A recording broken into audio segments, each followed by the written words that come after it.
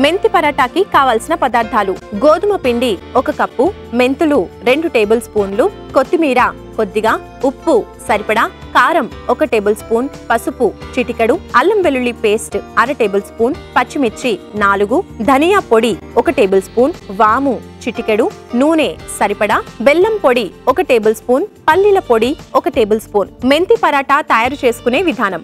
ముందుగా బౌల్లో గోధుమ పిండి, కారం, పల్లి పొడి, వాము, కొత్తిమీర, మెంతులు, బెల్లం పొడి, పసుపు, ధనియా పొడి, పచ్చిమిర్చి, ఉప్పు, అల్లం వెల్లుల్లి పేస్ట్ వేసి పరాటా పిండిలాగా చేసుకోవాలి. ఆ తర్వాత పిండిని కొంచెం కొంచెంగా తీసుకుని పరాటాల్లా ఒత్తుకుని పాన్ పెట్టి స్టవ్ ఆన్ చేసి ఇప్పుడు పాన్ పైన ఈ పరాటాని వేసి కాల్చుకుని సర్వింగ్ ప్లేట్లోకి తీసుకుని సర్వ్ చేసుకోవాలి. అంతే, మెంతి పరాటా రెడీ.